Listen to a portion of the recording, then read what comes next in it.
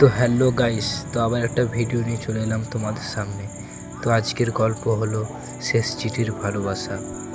একটা ছোট্ট শহরে থাকতো আরিয়ান আর মেঘলা। কলেজের প্রথম দিনেই তাদের পরিচয়, প্রথমে বন্ধুত্ব, তারপর ধীরে ধীরে সেই বন্ধুত্ব ভালোবাসায় বদলে গেল। প্রতিদিন সকালে আরিয়ান মেঘলাকে একটা ছোট্ট সুপ্রভাত মেসেজ পাঠাতো। মেঘলাও হাসি মুখে উত্তর দিত। দুজনের স্বপ্ন ছিল একদিন নিজেদের একটা ছোট্ট বাড়ি হবে, বারান্দায় বসে বৃষ্টির শব্দ শুনবে আর সারা জীবন একসাথে থাকবে। কিন্তু জীবন সবসময় গল্পের মতো হয় না।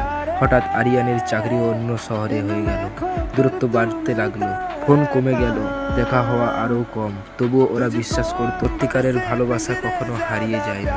একদিন মেঘলা আরিয়ানের জন্য একটি চিঠি লিখল। যদি কোনোদিন আমি তোমার থেকে দূরে চলে যাই, তাহলে মনে রেখো আমি কখনো ভালোবাসা কমাইনি, শুধু সময় আমাদের পরীক্ষা নিয়ে। যেদিন চিঠিটা পড়ল সেদিনই সে সব কাজ ফেলে মেঘলার কাছে ফিরে এলো। হাতে ছিল একটি লাল গোলাপ। মেঘলা দরজা খুলতেই আরিয়ানকে বলল, আমি বুঝে গেছি জীবনে অনেক কিছু পাওয়া যায়, কিন্তু সত্যিকারের ভালোবাসা দ্বিতীয়বার পাওয়া যায় না। মেঘলার চোখে জল এসে গেল।